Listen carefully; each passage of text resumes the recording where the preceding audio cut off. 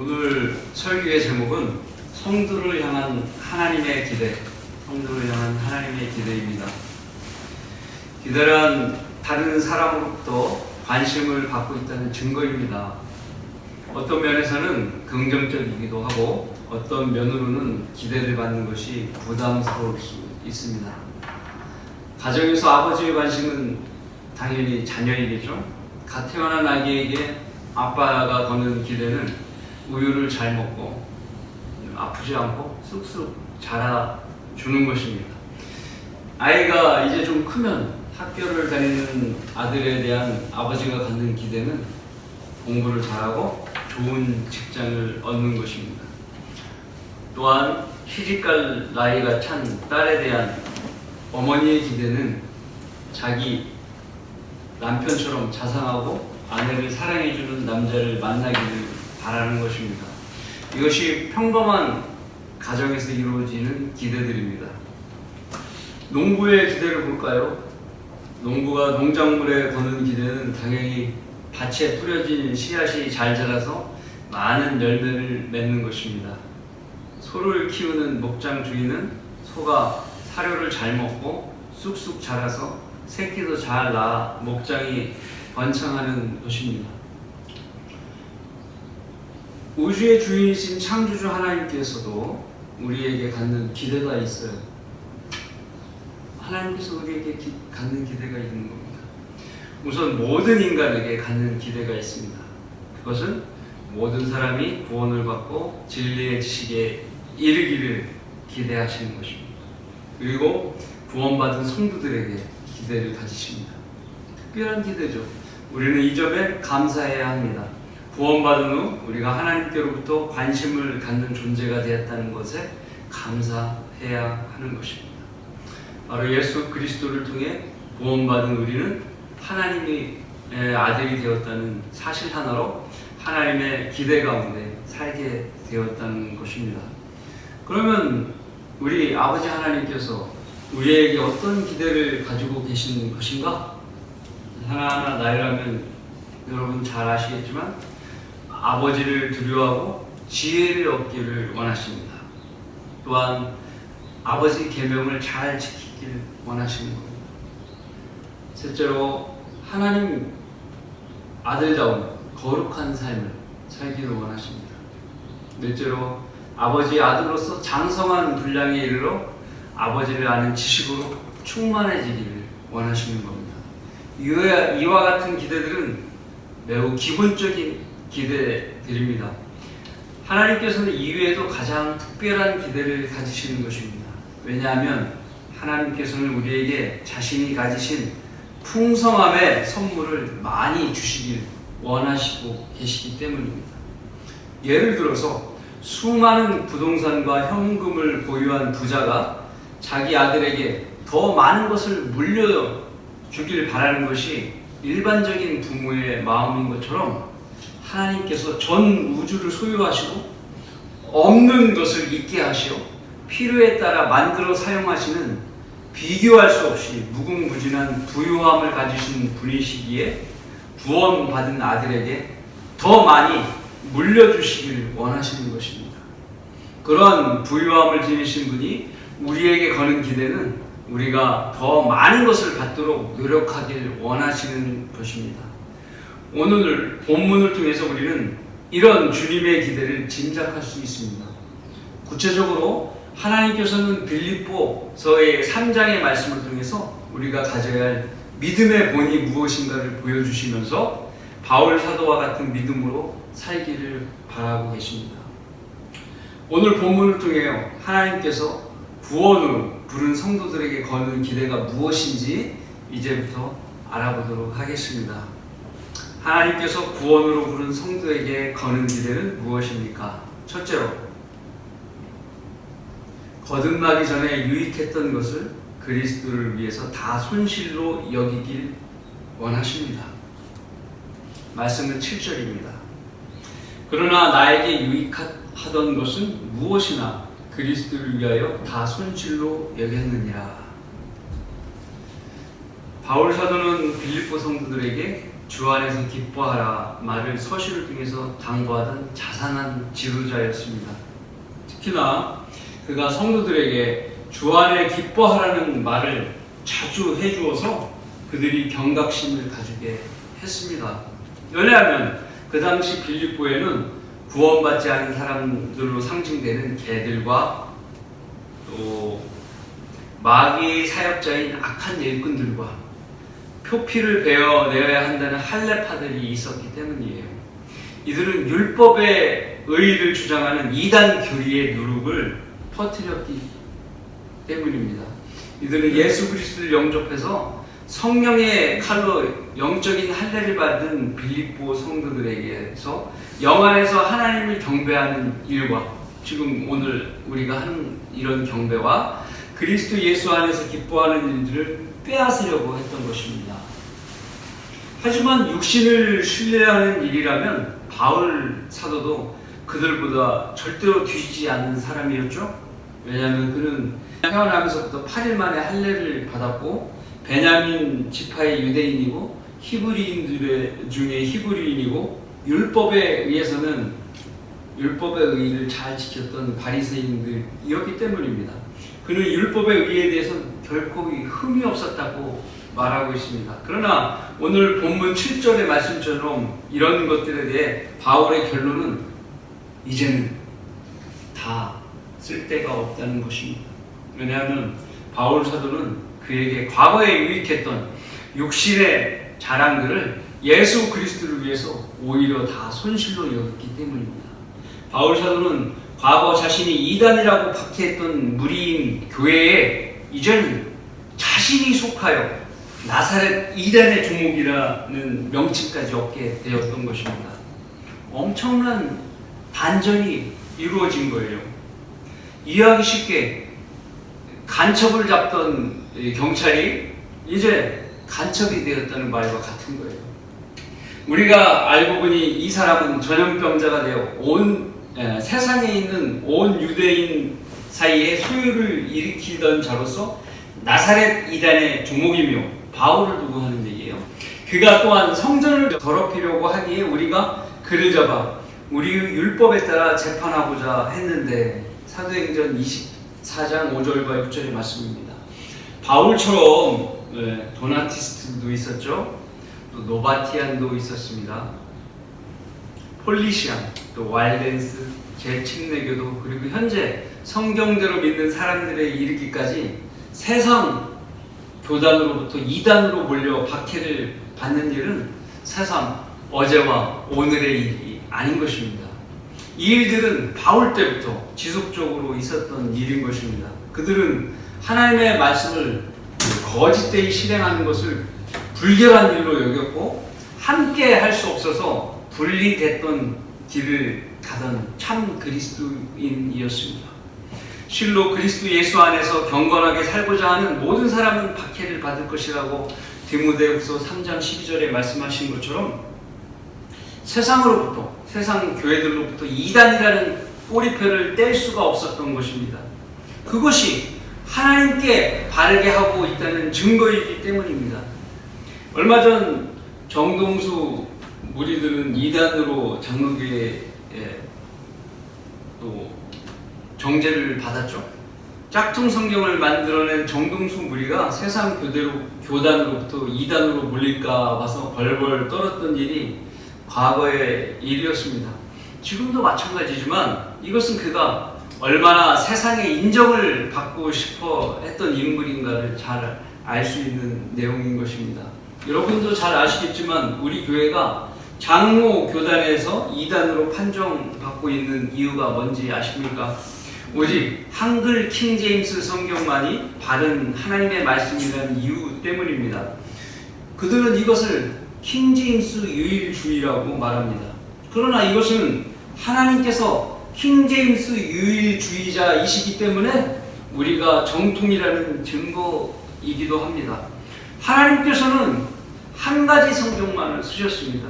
이는 성도들의 모든 교회에서와 같이 하나님은 혼란의 창시자가 아니라 화평의 창시자이시기 때문이라고 고린도전서 14장 33절에 말씀하십니다. 서로 다른 여러 가지 성경을 만들어서 혼란케 하시는 분이 아니시라는 거예요. 바른 성경이 있는데 36,000군데가 다른 성경들을 만드시는 분이 하나님이라고 믿고 있다면 그의 믿음은 쓰레기 같은 믿음을 가진 것이며 하나님께서 불법을 행하는 자로 여기시는 것입니다. 예수님께서는 마태복음 5장 18절에 말씀하시길 진실로 내가 너희에게 말하노니 하늘과 땅이 없어지기 전에는 율법의 1.1획도 모든 것이 이루어질 때까지 결코 없어지지 아니하리라고 성경에 말씀하셨습니다. 왜 주님 다른 성경들은 36,000군데가 없어져서 변개되어 있을까요? 라는 질문을 물을 수 있는 수준도 안 되는 자들이 이단을 정죄하고 있는 것입니다. 이단이라고 정죄하고 있는 거예요. 자신들이 진짜 이단이면서 말입니다. 예수 그리스도와 바울 사도 그리고 수많은 성경대로 믿는 그리스도인들이 박해와 순교를 당하면서 받은 이름이 무엇입니까? 이단이에요. 세상 다른 것이 아니에요.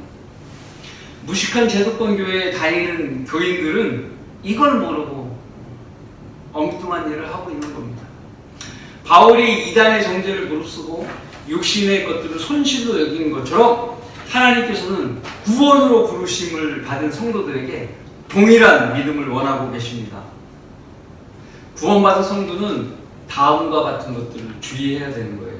첫 번째, 구원받은 성도라면 아직도 거대한 교단을 자랑하거나 부끄러워하고 거기에 머물러 있으면 안 됩니다. 교단은 비성경적인 조직이에요. 유기체적인 교회 외에 거대한 교단은 역사적으로 그리스도의 몸을 박해하는 일만 했던 것입니다. 로마 카톨릭이 첫 번째 교단으로 교회 국가를 만들어 무려 1800년 동안 자신들의 이단 사상에 동조하지 않으면 모두가 이단으로 몰아서 박해하고 학살하였던 것입니다. 칼빈은 이를 모방하여 스위스 제네바에 교회 국가를 세우고 교황처럼 똑같은 일을 한 것입니다. 이것이 개신교 교단의 시작입니다. 한 구원받은 성도가 세상 교단 교회들이 바른 성경적 실행을 하는 것으로 잘못 여기고 교단이 기독교 정통을 행하는 것이라고 자랑하고 있다면 그것은 예수 그리스도를 위해 다 손실일 뿐인 것입니다. 왜냐하면 그들은 성경적 교리를 최종 권위로 실행하는 것이 아니라 교단 교리를 최종 권위로 삼아 칼빈처럼 성경 위에 목사들이 군림하려고 하고 있기 때문입니다. 그들의 행태는 로마 카톨릭처럼 교단에 위협이 되는 모든 것을 이단으로 정죄하여 교단의 이탈자를 막으려 하는 것뿐입니다. 그들은 예수 그리스도를 위하는 일에 전혀 관심이 없습니다. 그런 교단에 속한 교회들의 특징은 대부분 건물의 크기와 신도수를 자랑합니다. 그들은 혼들의 구원을 위해 복음을 전하지 않습니다. 즉 주님의 지상 명령에 관심이 없습니다. 그들이 전한다고 하는 복음은 얼마나 많은 사람들을 교회 건물로 이끌어와서 빈자리를 메꿀 것인가 이지 잃어버린 혼들에게 복음을 전하여 구원받게 하는 것에 관심이 없습니다. 그들 중에는 순복음 응사주의자들에게 물들어서 뱀소리 내는 방언을 해야 구원받은 것이라고 방언을 자랑하고 가르치기도 하고 있는 것입니다. 결국 이들은 대환란에 남겨져 이렇게 모은 구원받지 않은 교인들을 한꺼번에 가짜 그리스도에게 인도할 것입니다. 구원받은 성도라면 그러한 무리들에 머물러 있는 것은 시간적으로나 물질적으로나 다 손실인 것입니다. 또한 두 번째로 구원받은 성도는 아직도 세상의 부를 자랑하면 안 됩니다. 물질은 생활을 편리하게 해주고 섬김에 도움을 주는 것뿐입니다. 그렇다고 해서 돈을 사랑하여 심지어 돈을 쫓는 생활을 해서는 안 될 것입니다. 돈을 사랑하는 것은 모든 악의 뿌리가 됩니다. 이러한 일은 성도를 믿음에서 멀어지게 만듭니다. 돈을 사랑하는 것이 모든 악의 뿌리니 이것을 욕심내는 어떤 사람들이 믿음에서 떠나 방황하다가 많은 슬픔으로 자신을 너를 찔렀도다라고 디모데전서 6장 10절에 말씀하고 있습니다. 매번 이런 말씀을 드리지만 주님께서는 우리의 필요를 채워주십니다. 그 이유는 주님의 일을 하도록 지원하시는 것입니다. 그런데 구원받은 성도가 필요한 것 이상으로 채우기 위해서 주님의 일을 뒷전에 두고 주세요, 주세요라고 기도를 한다면 그것은 결코 합당한 일이 아닌 것입니다. 역시 조금 있으면 성도는 자신이 모은 모든 재산을 다 놓고 올라가게 될 것입니다. 남겨진 사람들은 국가에게 전 재산이 압수되고 디지털 화폐를 통해서 공산배급제 생활을 당할 것입니다. 그러다가 죽게 되는 것이고 죽으면 지옥에 가는 것입니다.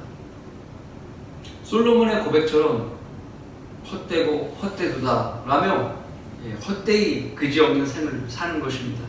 남은 인생을 올라가거나 머무르거나 지상에서 쌓은 돈은 모두가 헛된 것 뿐입니다.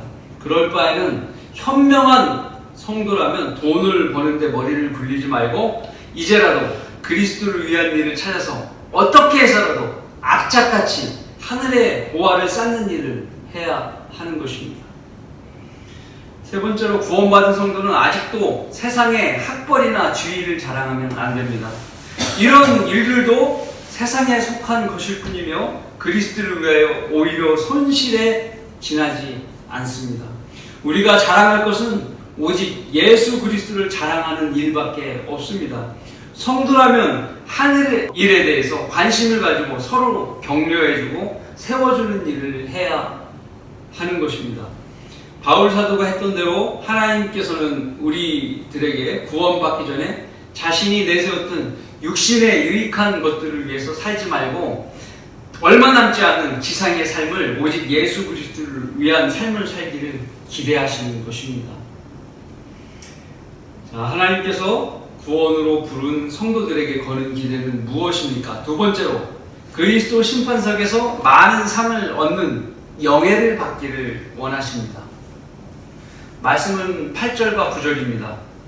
실로 모든 것을 손실로 여김은 그리스도 예수 나의 주를 아는 지식이 가장 고상하기 때문이며 내가 그를 위하여 모든 것을 잃어버리고 그것들을 오히려 배설물로 여김은 그리스도를 얻기 위함이요 또 그 안에서 발견되고자 함이니 나의 의는 율법에서 나온 것이 아니요 그리스도를 믿음으로 말미암아 나온 것이니 곧 믿음에 의해서 하나님께로부터 나온 의라. 여기까지. 우리도 바울처럼 예수 그리스도를 알고자 하는 것입니다. 그 지식은 에베소서 1장 17절부터 19절에 잘 나타나 있습니다. 제가 읽어드리면 우리 주 예수 그리스도의 하나님 영광의 아버지께서 자기를 아는 지식 안에서 지혜와 계시의 영을 너희에게 주시오. 우리에게 구원받을 때 성령을 주시어서 하나님을 아는 지식을 알게 한다는 것입니다. 너의 지성의 눈을 밝히셔서 그래서 성령 하나님께서 우리 지성의 눈을 밝혀주시는 거예요. 너희로 하여금 그 알게 하는 것, 하나님 예수 그리스도의 를 아는 것이 이제 나옵니다. 첫 번째로 그의 부르심의 소망이 무엇인지, 하나님께서 우리를 부르시는 소망이 무엇인지. 두 번째, 성도들에 있는 그 유업의 영광이 풍성함이 무엇인지, 우리가 받을 유업의 영광이 무엇인지, 그것이 그 영광이 얼마나 풍성한지. 세 번째, 또한 그 강력한 능력의 역사하심을 따라 믿는 우리에게 향하신 그의 능력의 지극히 위대하심이 어떤 것인가를 너희로 알게 하시기 원하노라. 과거에도 그랬지만 앞으로 벌어질 일에 하나님의 능력이 어떻게 역사하셔서 그것을 우리에게 선물로 주시고 세상을 변화시킬지, 이것이 바로 그리스도를 아는 것입니다. 그리스도를 아는 지식인 거예요. 바로 예수 그리스도를 아는 지식은 부르심의 소망과 유업의 영광의 풍성함과 그 능력의 위대하심을 아는 것입니다. 그리고 본문에서 주의할 것은 그리스도를 얻기 위함은 구원받는 것을 말하는 것이 아니라 그리스도의 상을 성취하는 것을 말하는 겁니다. 영어로 이 부분이 어떻게 되어 있냐면 that I may win Christ라고 이야기합니다. win Christ예요. win은 이긴다는 뜻입니다. 성경 변계자들은 win을 gain, 얻는다는 표현을 썼어요. gain Christ라고 주장을 합니다. 왜냐하면 바울이 열심을 다해 노력을 하여 구원을 얻으려고 했다고 주장하려는 악의적인 목적에서였습니다. 노력을 통해서 구원을 얻으려고 바울이 그렇게 애쓰고 있어 라고 주장하기 위해서 성경을 변개시킨 것입니다. 우리 주님은 어떤 인간적인 행동의 노력으로 얻어지는 분이 아니시죠? 왜냐하면 9절의 바울의 고백처럼 예수 그리스도 안에서 발견되는 것, 즉 구원받기 위해서는 그리스도를 믿음으로 말미암아 나오기 때문이 그렇습니다. 그 구원이. 그러므로 성도가 승리를 얻는 것은 그리스도 심판석에서 그리스도의 영광스러운 유업의 상들을 받는 것이며, 이것을 얻기 위해 성도는 힘을 다해야 하는 것입니다. 마치 고린도전서 9장 25절에 썩지 않을 멸류관을 얻기 위해 모든 일을 자제하는 성도를 떠올리면 우리가 이해하기 쉬운 것입니다. 고린도전서 9장 25절과 26절 말씀은 이렇게 기록되어 있습니다. 이기려고 애쓰는 사람은 누구나 모든 일에 자제하나니 이제 그들은 썩어질 멸류관을 받으려 하지만 우리는 썩지 않을 멸류관을 받고자 함이라. 그러므로 내가 그처럼 달리되 불확실하게 하지 아니하며 또 내가 그처럼 싸우되 허공을 치는 자같이 아니하노라. 바울 사도는 썩지 않을 멸류관을 위해, 즉 그리스도 심판석의 상을 받기 위해 달린 것입니다.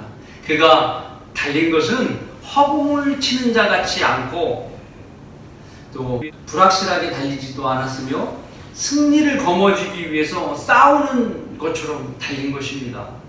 바울처럼 이렇게 열심히 달리는 성도는 주님 안에서 살아있는 자로 발견되는 겁니다. 그가 살아있네? 이렇게 발견된다는 것입니다. 여러분은 주님 안에서 죽은 자로 여겨지는 성도이십니까? 아니면 살아있는 성도로 여겨지는 성도이십니까? 팔팔 살아있다고 발견되는 그런 성도로 발견돼야 되는 겁니다. 하나님께서는 바울처럼 구원받은 성도가 그리스도의 심판석을 향해 달리기를 기대하십니다. 내가 줄 유업의 상이 얼마나 풍성한지를 알라는 뜻입니다. 만일 자기 교회 성도들에게 어떤 목사가 제도권 목사처럼요 그리스도의 심판석과 유업의 상을 가르쳐주지 않는다면 엄청난 잘못을 저지르고 있는 것입니다.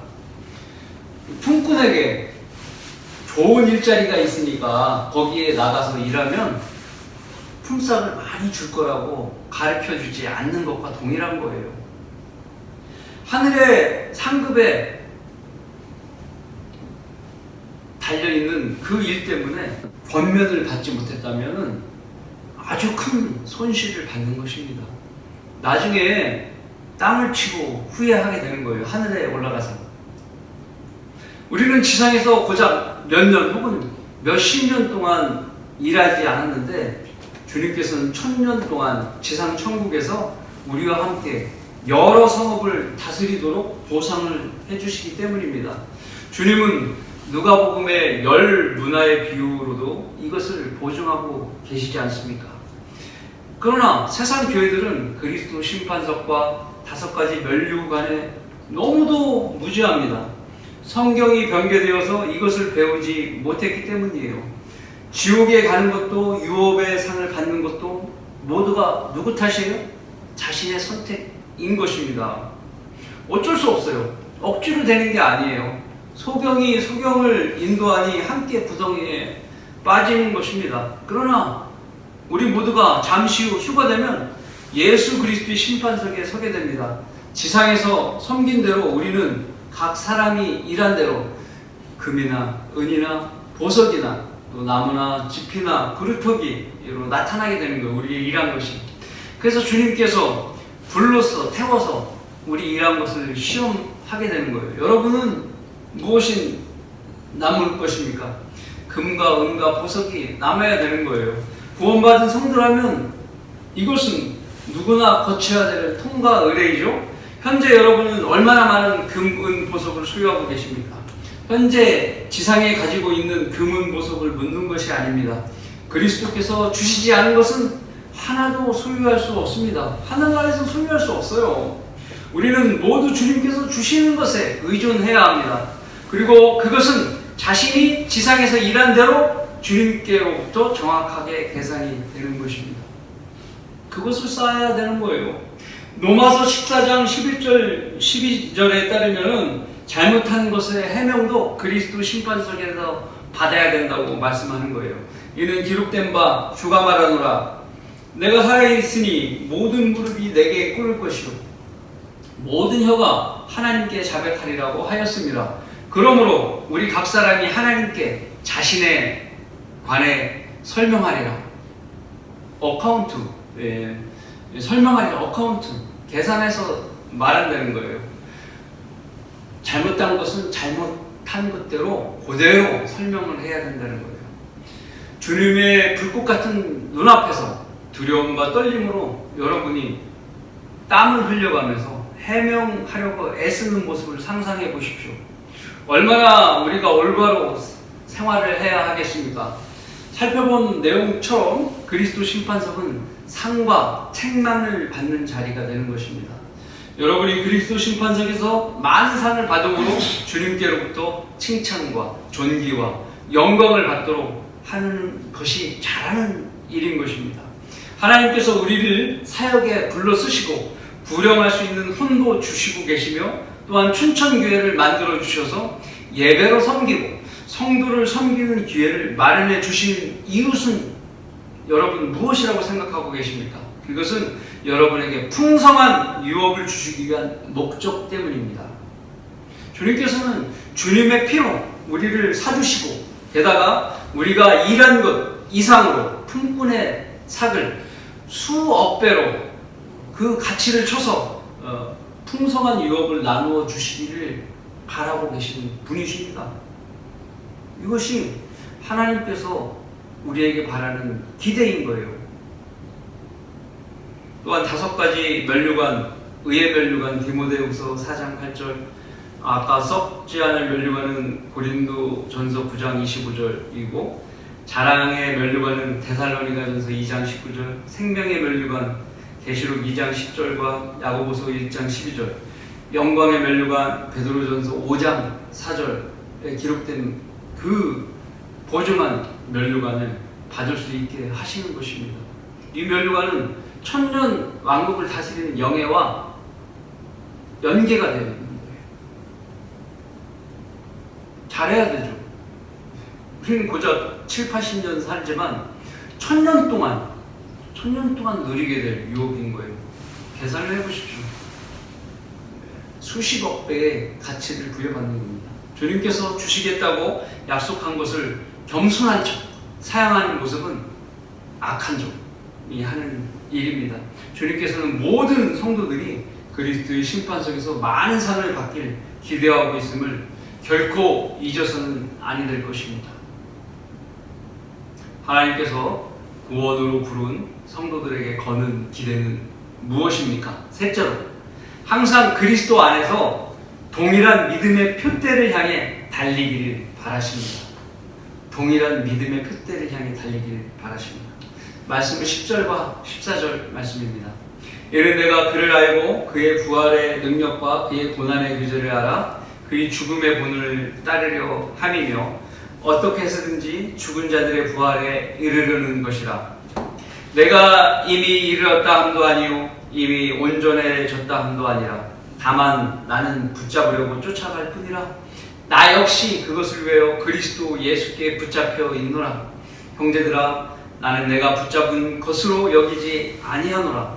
다만 한 가지 일, 즉 뒤에 있는 것은 잊어버리고 앞에 있는 것들에 손을 뻗쳐 그리스도 예수 안에서 하나님의 고귀한 부르심의 상을 위하여 그 표대를 향해 쫓아갈 뿐이라. 여기까지입니다. 이 당시 감옥에 있는 바울 사도는 그리스도의 죽음의 본을 따르려고 하였습니다. 이것은 그리스도께서 십자가에서 죽으신 것과 동일한 모습의 죽음을 말하는 것은 아닙니다. 이것은 히브리서 11장의 믿음의 용사들이 주님을 위해 죽으셨던 것 같이 죽음 후에 얻는 더 좋은 부활을 말하는 것입니다. 곧 생명의 면류관을 얻길 원했다는 것입니다. 바울 사도는 가장 좋은 부활을 목표로 자신의 표대를 삼고 달리고 있는 것입니다. 현재 감옥에 있지만 그 표대를 위해 편지를 쓰는 거예요. 어떻게 쓰니? 내가 깨어 있어서 감옥에서더라도 성도를 향해서 하나님의 말씀을 전하고자 노력을 하고 있는 겁니다. 그렇게 바울의 손은 달리고 있는 거예요. 표대를 향해. 그가 그리스도의 고귀한 부르심의 상을 위해 달리고 있었던 것은 믿음의 표대를 바로 세웠다는 것입니다. 믿음의 표대는 자신이 나아갈 목표를 정하는 거예요. 최종 도착점이 있는 거예요. 그 안에. 그 목표는 성도에게 시간적으로 죽음일 수도 있고요. 또 우리에게는 현재 살아가는 우리에게는 공중죄인, 휴거 때인 것입니다. 또 그 시점은 바울 사도는 당연히 죽음이라는 것을 맞이하는 것이고 그냥 죽는 죽음이 아니라 숨이 끊어지는 순간까지 예수 그리스도를 위해서 살다가 죽는 죽음을 가장 영예로운 죽음으로 여긴 것입니다. 그러나 그 죽음은 예수 그리스도처럼 부활이 보장된 죽음이며 그 후에 자신을 사도로 부르신 고귀한 부르심의 상이 보장된 죽음인 것입니다. 바울 사도는 성도들에게 자신이 세운 것과 동일한 표대를 세우길 바랬습니다. 그리고 같은 생각을 가지고 자신의 길을 따르기를 바랬던 것입니다. 그래서 편지에 쓴 거예요. 수많은 성령대로 믿었던 믿음의 선배들은 모두 옳은 길이 무엇이고 바른 길이 무엇인지를 명확하게 알았습니다. 그것이 바울 사도를 따랐던 길이었던 것입니다. 가깝게는 너크만 목사님, 이송호 목사님도 바로 그 길을 따라오는 것입니다. 우리도 믿음의 표대를 세우고 그분들을 따라가야 할 것입니다. 하나님께서는 자신을 따라 움직였던 바울 사도와 성경대로 믿는 사람들에게 고귀한 부르심의 상을 그날에 주실 것입니다. 믿음의 선지를 따르는 길은 결코 쉬운 길이 아니에요. 구원받는 순간까지 자신을 부인하는 삶을 시작해야 하기 때문입니다. 갈라디아서 2장 20절의 말씀입니다. 내가 그리스도와 함께 십자가에 못 박혀 있으나 그럼에도 나는 살아있노라. 그러나 내가 사는 것이 아니요 그리스도께서 내 안에 사시는 것이라. 내가 이제 육신 안에 사는 삶은 나를 사랑하시어 나를 위해 자신을 주신 하나님의 아들을 믿는 믿음으로 사는 것이라. 휴거 때까지, 주님이 부르실 때까지, 부활의 몸을 입을 때까지 그렇게 사는 것이라 라고 말씀하는 겁니다. 지난 수요일에 최주원 자매가 침례를 받았습니다. 우리 최임수 형제의 딸입니다. 침례는 하나님께 향한 첫 번째 순종입니다. 여러분도 받으셨죠? 예? 하나님께서 침례받은 그 생애를 잘 보살펴 주시는 겁니다. 이 침례는 구원받은 사람이 갈라디아서 2장 20절 말씀대로 그리스도와 함께 죽은 것과 장사되는과 부활하심을 믿는 고백이에요. 우리가 앞으로 살아갈 주님이 그 표대의 그 시점까지 우리가 그렇게 살겠다고 하는 고백인 겁니다. 그 고백처럼 현실의 삶에서 우리가 그리스도와 함께 죽은 것을 말씀대로 인정하지 않는다면 그리스도께 붙잡혀 있는 것이 아니라 자신이 그리스도께로부터 붙잡히지 않으려고 도망다니는 삶을 사는 거예요. 쉬운 예로 예배를 밥 먹듯이 빠진다거나 그런 것이 붙잡히지 않으려고 도망다니는 것이죠. 그리스도와 함께 죽은 사람의 모습이 아닌 겁니다. 그의 믿음의 표대는 다른 성도들의 표대와 동일하게 세워져 있지 않은 것입니다. 자기 생각으로 성도를 재판하는 것 또한 그리스도와 함께 죽은 성도의 자세는 아닙니다. 주님을 위한 삶을 산다는 것은 내 안에 사시는 주님께서 주도하는 삶인 것입니다. 그러므로 구원받은 성도는 주님의 목표가 자신의 표대가 되어야 하는 것입니다. 그 목표를 위해 바울 사도처럼 뒤에 있는 것을 잊어버려야 하는 것입니다. 형제 자매와 문제가 생겼어요? 서로 사랑하여 용서해주고 과거의 문제들, 과거의 잘못들을 잊어줘야 되는 거예요.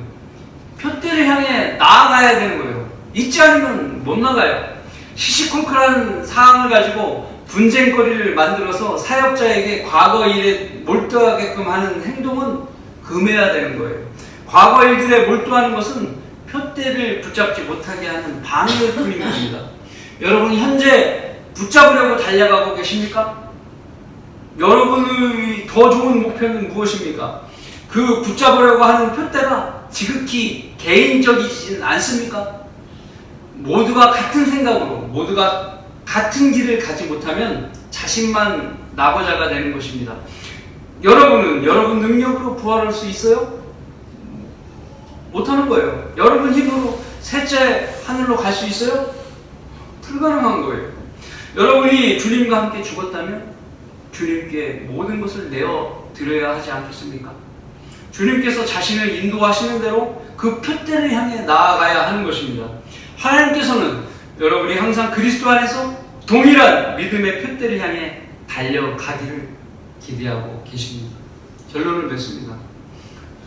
주께서 그들에게 대답하여 말씀하시길 저녁이 되면 너희는 하늘이 붉으니 날씨가 좋겠구나 라고 말하고 또 아침에는 하늘이 붉고 찌푸리니 오늘은 날씨가 굽겠구나 하나니 오 너희 위선자들아 너희가 하늘의 현상은 분별할 줄 알면서 시대의 표적들은 분별할 줄 모르느냐?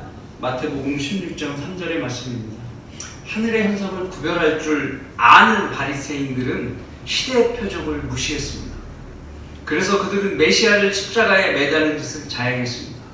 지금 이 시대로 시대의 표적을 모르면 어리석은 행동을 하여 여태까지 애써 일궈왔던 일들을 물거품으로 만들어 버리게 됩니다. 현재 세상은 마지막 시대의 징조들로 넘쳐나고 있습니다.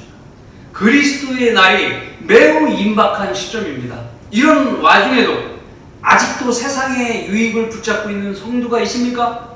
아직도 주님의 약속을 신뢰하지 못하는 성도가 있습니까? 아직도 믿음의 표대를 세우지 못한 채 붙잡으려고 하지도 않고 붙잡은 것마저도 놓으려는 어리석은 성도가 있습니까? 하나님의 기대를 저버리지 마십시오. 그것이 잘하는 일입니다. 결승선 앞에 서신 주님을 바라보십시오. 이제 이 경주는 곧 끝이 납니다. 자신이 달리는 코스를 벗어나지 마십시오. 뒤를 돌아보지 말아야 합니다. 주님만 바라보고 마지막 전력을 다해 자기 길을 완주하여 주님께로부터 칭찬받는 여러분 모두가 되시길 바라겠습니다. 아멘.